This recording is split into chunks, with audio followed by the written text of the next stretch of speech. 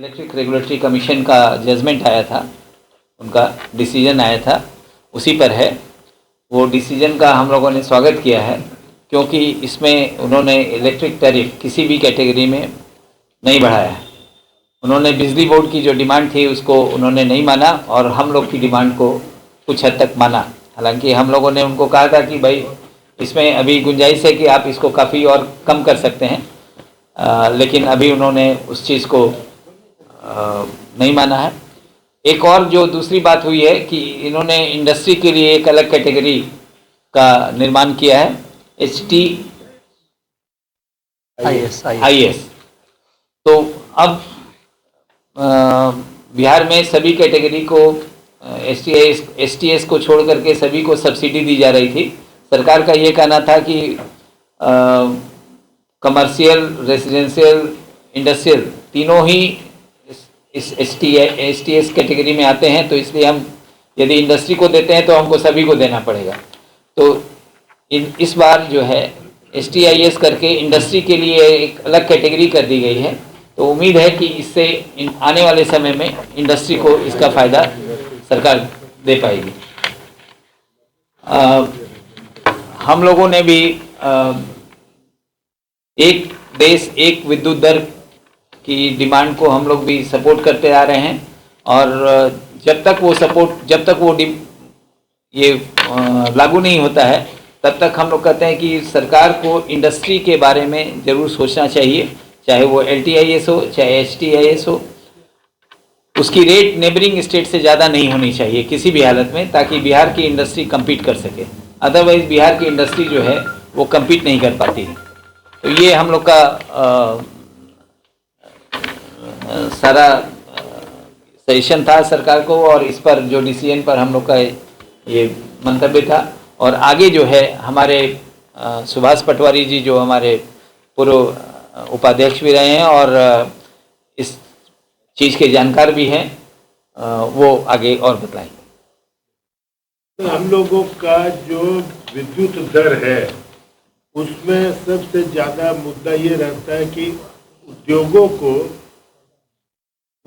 को विद्युत दर लगे, तो जो उद्योग कम बिजली खपत करते वो तो आ रहे हैं, जिनकी अधिक खपत है बिजली की वो यहाँ एक भी नहीं आ रहे, क्योंकि हम लोग के बगल में झारखंड में विद्युत की दर काफ़ी कम है और सब वहीं पर जा रहे हैं। एक कंपैरेटिव चार्ट भी हम लोग प्रेस रिलीज में दिए हुए हैं कि विद्युत दर वहाँ पे काफ़ी कम है, यहाँ बहुत अधिक है। तो हम लोग का सरकार से बार बार अनुरोध यही रहता है कि आप विद्युत दर को वहाँ के बराबर कीजिए, तो अधिक ऊर्जा खपत वाले उद्योग आएंगे। जब अधिक ऊर्जा खपत वाले उद्योग आएंगे तो ट्रांसमिशन डिस्ट्रीब्यूशन लॉस भी कम होगा, इनका रेवेन्यू भी बढ़ेगा, बिजली भी सस्ती होगी। तो इस कारण चूंकि विद्युत विनियामक आयोग अपने हिसाब से ही रेट तय करते अपने तय फार्मूला के मुताबिक, और क्रॉस सब्सिडी भी हो जाती है जिसमें इंडस्ट्री को 20% अधिक देनी पड़ती है इनके कॉस्ट ऑफ सप्लाई। ये हम लोग के लिए आश्वासन के रूप में और संतोषजनक बात है कि हमारा मेंटेलिटी है कि बिजली का रेट बढ़ेगा, जो नहीं बढ़ा। इससे हम बहुत खुशी महसूस करते हैं, लेकिन ऐसा नहीं है। होना यह चाहिए था कि बिजली की दर गिरनी चाहिए थी।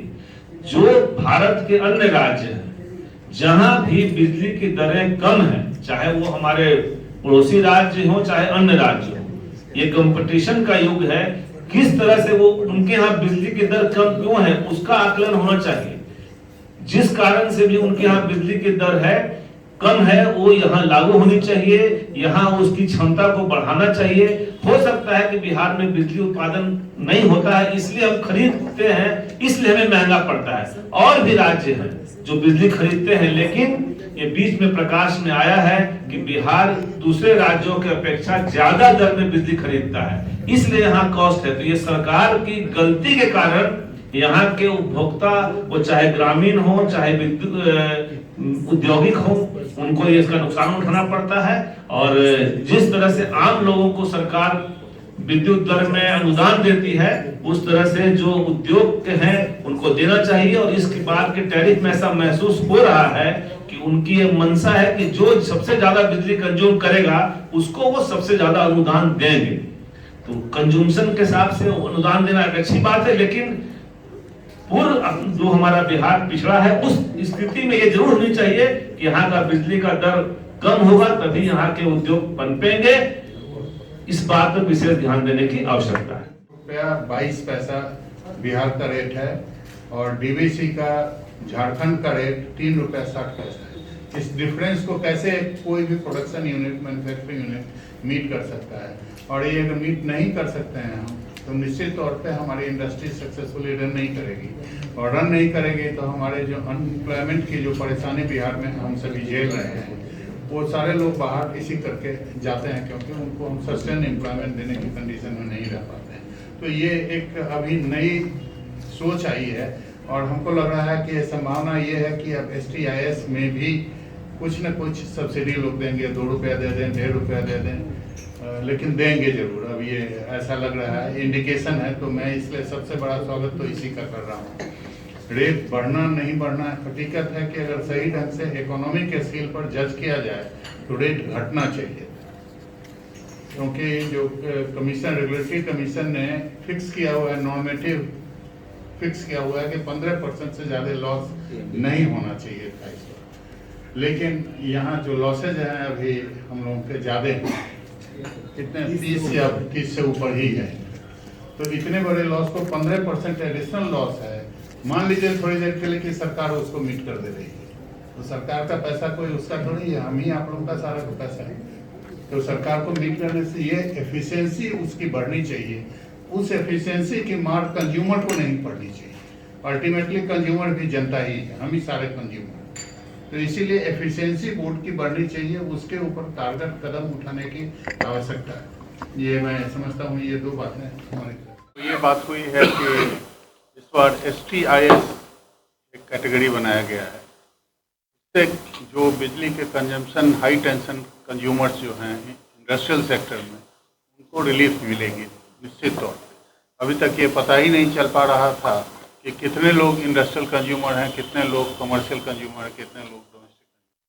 तो ये एक सबसे स्वागत योग्य मेरे समझ में ये कदम है। और जैसा अभी पटवारी साहब ने बताया कि ये तीसरे पेज में आप लोग जाकर देखेंगे, तो तीसरे पेज में आपको पता लगेगा कि हम कहाँ। ₹8.22 का कॉस्ट आ रहा है हमारे बिहार में, और लोएस्ट डीवीसी झारखंड का कॉस्ट ₹3.60। तो उद्योग यहाँ कैसे पनपेगा? उद्योग नहीं पनपेगा तो एम्प्लॉयमेंट की जो परेशानी है वो बनी रहेगी, लोग बाहर जाते रहेंगे। बिजली का जो रेट है वो 2 तरह से आता है। एक लॉन्ग टर्म बाइंग से आता है, एक ऑन द स्पॉट मार्केट से खरीदारी से आता है। तो सरकार अगर लॉन्ग टर्म बाइंग ज़्यादा करती है तो उसको रेट ऑफ इंटरेस्ट, ये बिजली का जो दर होता है वो ज़्यादा रहता है, क्योंकि रेट ऑफ रिटर्न जो है NTPC के जैसे आप करेंगे तो NTPC के प्रोजेक्ट में 16% का रिटर्न ROI पे देना पड़ता है। जो इन्वेस्टमेंट है उनका उस पर 16% देना पड़ता है। तो जैसे जैसे आप ज़्यादा बड़ा लॉन्ग टर्म एग्रीमेंट करेंगे आपके बिजली का दर ज़्यादा रहेगा, और स्पॉट मार्केट में हमेशा कम रहता है, क्योंकि बिजली की सप्लाई इंडिया में काफ़ी अच्छी हो गई है। तो लॉन्ग टर्म से क्या एडवांटेज क्या है कि आराम से पेमेंट देना होता है।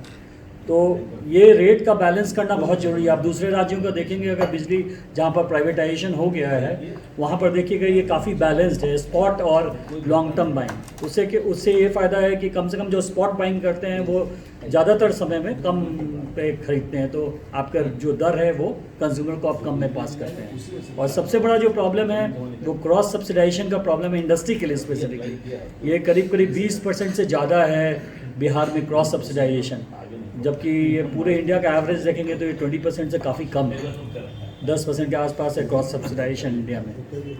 तो ये सरकार को दोनों बाइंग और क्रॉस सब्सिडाइजेशन दोनों इम्प्रूव करना चाहिए, इससे ऑटोमेटिकली दर कम हो जाएगी इंडस्ट्री की। देखिए, जितना भी पॉइंट्स था अंकल लोग ने वो कवर कर ही लिया है, बट इसमें वही सबसे अच्छी बात है कि इस साल कोई भी तरह का इलेक्ट्रिसिटी टैरिफ में इंक्रीमेंट नहीं हुआ है। बट उसके बावजूद भी आप देखिएगा तो नेबरिंग स्टेट्स का जो इलेक्ट्रिसिटी का पर यूनिट चार्जेस है हम लोग से काफ़ी कम है, जिस वजह से जितने भी इंडस्ट्रीज है वो यहाँ नहीं लग के झारखंड की तरफ जा रही है या बंगाल की तरफ जा रही है, तो उस चीज़ में हम लोग को देखने की ज़रूरत है ताकि फैक्ट्री ना बिहार में आके ज़्यादा लग सके।